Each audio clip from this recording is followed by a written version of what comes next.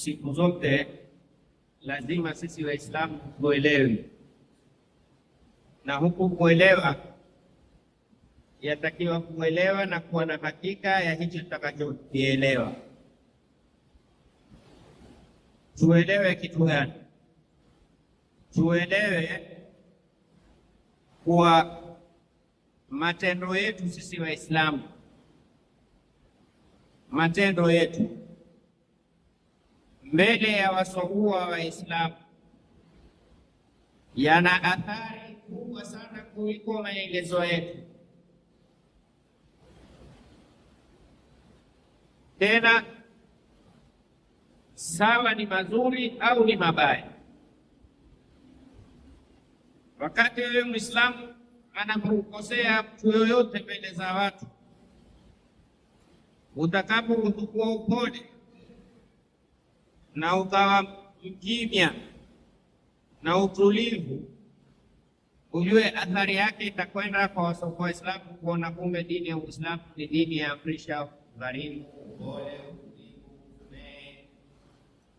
Wabilaks, wakati mtakapogombana kama Waislamu mbele za Waislamu, na Uislamu dini ya Mungu, dini ya Mungu, dini ya kutukanana, dini ya kuvunjiana heshima, dini, tuelewe ina athari kubwa sana. Wewe unaona inapita bure, lakini pale wewe Muislamu unaposimama ukatukana mtu, ujue inamfanya yule asiye Muislamu awe na shaka, hii kweli dini ya kisasa? Kuona Waislamu wanatukana hivi. Leo nataka nielezee kisa ambacho huyu bwana akielezea. Jina la hichi kisa tumekipa ni kisa al-amana, uaminifu. Kisa kama hichi iliwahi kuwashtukiza na kuwashangaza wengi wanaoshuhudia, na kikaweza kubadilisha mtazamo wa wengi juu ya Uislamu. Ndugu zangu, baadhi ya visa havihitaji tu marefu wala maelezo marefu, la, bali yahitaji maelezo ya ukweli mafupi na yenye kulenga sehemu maalum katika kile kisa. Lengo na madhumuni ya kutoa miswa ni tuweze kufungua katika nyoyo za wenye kusikia kile kiswa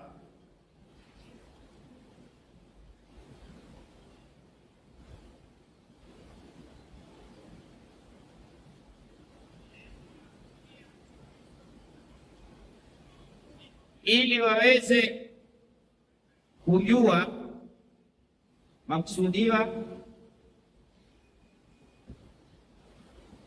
ya hili tukio linalozungumziwa. Huyu bwana asema aliwahi kwenda Amerika, akawahi kwenda ku supermarket moja katika supermarket ambazo ni maarufu sana ndani ya Amerika. Akapambana na kiswa kilikuwa dhahiri yake ukiangalia ni kiswa cha kawaida, kiswa cha kawaida, lakini ndani yake kilikuwa kimeweza kubadilisha na kuathiri jamii ya Kiislamu na isiyokuwa ya Kiislamu. Kiswa chenyewe asema ilipokuwa amesimama kwenye kaunta, sehemu ya kulipia, akakuta kuna mwanamke amekuja, anamwambia yule aliyoko kwenye kaunta, mimi nimekuja hapa nataka kulipa. Sema amekaa pale kwenye kaunta, akashangazwa kwa mwanamke yuwavuta mashini, kama ile mashini ni kama mashini za kukatia nyasi, shidi mzito, na mwanamke mwenyewe amevaa vazi la heshima. Ukimwona utaona huyu mwanamke anajiheshimu. Ndugu zangu, kabla sijaendelea na hicho, napenda kuambia wanawake wa Kiislamu, utembeaji uchi wao inawafanya wanawake wasiokuwa wa Kiislamu waone kwamba Uislamu ni dini na ruhusu mwanamke atembee uchi. Nakumbuka kuna mama mmoja Mwenyezi Mungu amrahamu, aliwahi kwenda kutembea katika baadhi ya mji, akaja mwanamke kumwangalia. Ni katika jamii yake yule mwanamke, lakini kwa bahati mbaya yule mwanamke amechukuliwa na ulimwengu wa kisasa. Kuona kutembea wazi ni uhuru, kuona mwili wake kuonekana na wanaume ni katika moja ya maendeleo. Kumbe hajui ni moja ya maondoleo ya heshima zao. Basi yule mama ilibidi akitoka yule mwanamke aulize, huyu mwanamke ameridadi? Manake anaona kwamba mwanamke kutojistiri ni kukataa Uislamu. Leo mwanamke yoyote atakayekutoka mutabarija mutasayina, yuko wasi wasi, hakujistiri, ajue anawaendea, anawapa maelezo wasokuwa Waislamu kwamba Uislamu ni dini ya mwanamke kutembea uchi, mwanamke kutembea wasiwasi, hata kama hajasema lile tendo lake la kutoka wasiwasi la tangaza hivyo.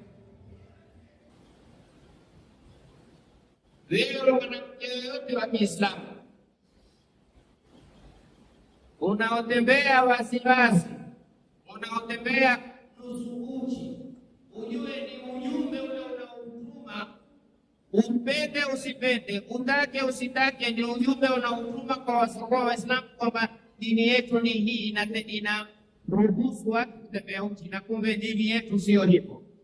Cha ajabu ni kwa kitu cha kutembea uchi hata peponi kimeharamishwa. Mwenyezi Mungu asema wala ta'ara, peponi hakuna kukaa uchi. Yaani mtu na asokuwa halali yake hawawezi kukaa uchi kabisa. Hii peponi, acha dunia. Yule mwanamke alipokuja aonesha amechoka sana na ule mzigo anaobeba ni mzito.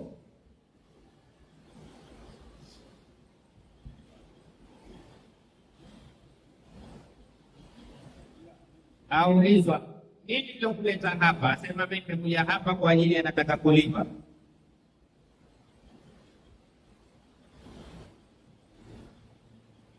Amuuliza, wataka kulipa nini? Asema mimi jana nilinunua vitu kadhaa, nilipofika nyumbani nikirejelea ile risiti nikakuta vitu vyote nimelipia ila hii mashini haiko kwenye listi, na nilitumia kadi ya benki kulipia. Sasa nikaona kwamba hii mashini mimi nimeichukua bure, na jana nilijaribu sana kuwapigia simu ili niwaelezee, lakini kwa wamesafunga.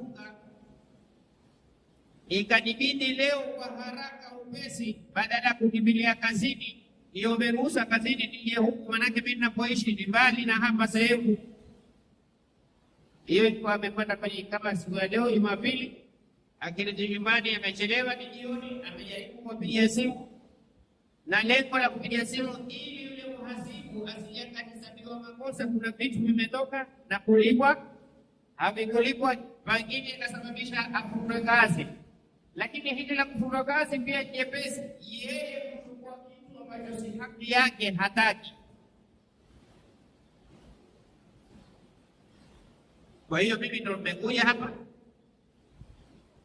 nitaka kulipa. Yule mfanyikazi akamwambia, labda umeipata sehemu nyingine ya uzwa rahisi zaidi, manake sisi hapa tuna system, ukinunua kitu kwetu ukakuta kwingine cha uzwa bei rahisi kushinda hapa, una haki kuja utuhakikishie tu kwamba hichi mahala fulani kona inauza ghali, tuuregeshe ile difference. Kadhalika tuna haki pia ukitaka kubadilisha. Akamwambia, la, mimi sikulipia haswa, nimechukua hii mashini lakini bado sijailipia, kwa hiyo ndio nileta hapa ni kulipa. Wewe hukuitia katika hisabu.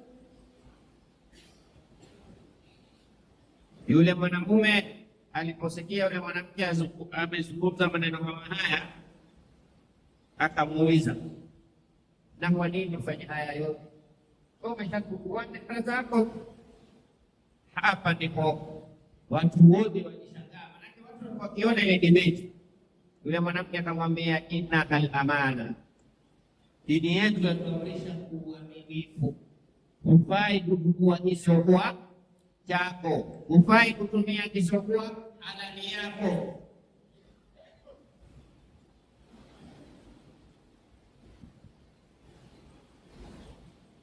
Yule bwana akamuuliza, nini maana ya amana?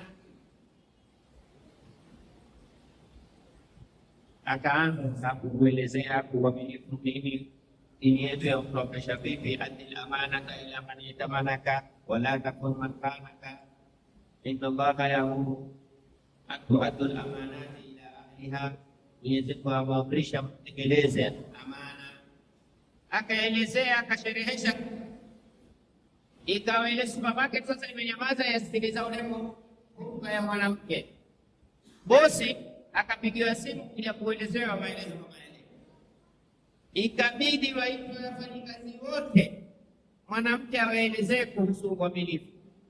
Amana katika Uislamu ni kitu gani? Baada ya kuwa ule meneja amewakusanya watu wote na ule mwanamke kuelezea uaminifu, meneja akamwambia ule mama, asante kwa kitendo kama hichi, lakini hii ni supermarket imeamua ikuzawadie hii mashini bure. Kwa ule uaminifu wako na umetumwa dharubu, ni kama mtu tunaenda ametoka Mkopa kuja zake hapa kwetu, wembe tayari aregeshe kichwa hapa hapo Naivas. Basi tumekupa bure, ni zawadi. Hapa ndo kukaja jawabu likawashangaza zaidi. Ndio nikamwambia matendo yangu mimi na wewe tuliokuwa Waislamu mbele ya soko Waislamu yana hisabu kubwa sana. Mwanamke akasema, asanteni, lakini mimi sitaki kuuza thawabu zangu kwa ajili ya mashine. Leo mimi nimetoka nitokako kwa ajili ya kupata radhi za nani? Allah subhanahu wa ta'ala. Kwa hiyo naogopa usije ukanipa hii zawadi ikawa ndio malipo yangu nikakosa malipo kwa nani? Allah subhanahu wa ta'ala. Mimi nimefanya haya yote nipate nilipo na Mwenyezi Mungu subhanahu wa ta'ala. Hapo mwenye kupiga shahada, mwenye kusema sijawahi kusikia mtu akitoa majibu namna hii au kuwa na msimamo namna hii kwamba ma inda Allahi khairun wa abqa. Ukikipata kitu kwa Mwenyezi Mungu, yani wewe kupata thawabu, thawabu Allahi khair. Mwenyezi Mungu atambia tuelewe, hakuna jambo zuri kama kupata thawabu. Walakin man hurima thawab faqad hurima khairan kabira. Sasa tunasema anayekoseshwa thawabu katika jambo amekoseshwa kheri nyingi sana. Hakuna kitu Muislamu anataka akipiganie kama kupata thawabu. Mahala popote ikiwa wewe utaweza, usiangalie hii dili mimi napata milioni ngapi, angalia hii dili mimi napata thawabu ngapi.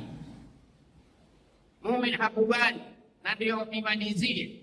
Mtume sallallahu alayhi wa alihi wasallam, sikiliza kwa makini, wakati wa ghazwat Badr, wakati wa vita vya Badr, walipokuwa ngamia wao ni 70, wakagawanyiana, kila ngamia watumie watu watatu, yani watu watatu ngamia huyu, watu watatu ngamia huyu, yataakabuna fi kulli ba'irin thalath, wabadilishane watu watatu.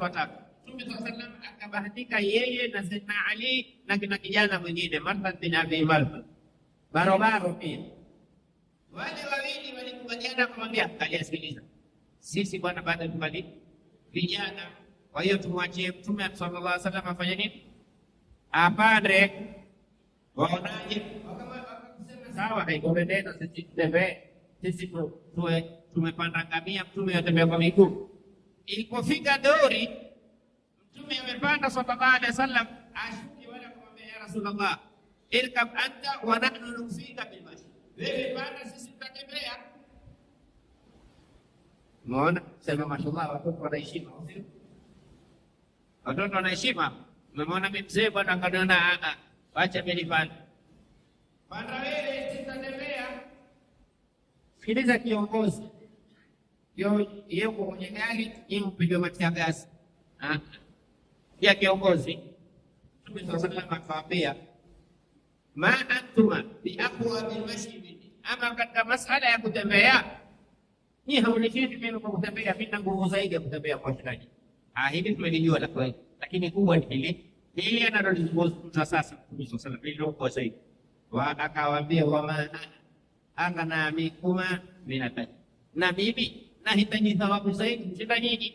Usijifanye yeye mtakupisha mimi ili mpate thawabu, mimi pia nahitaji thawabu kushinda nyinyi.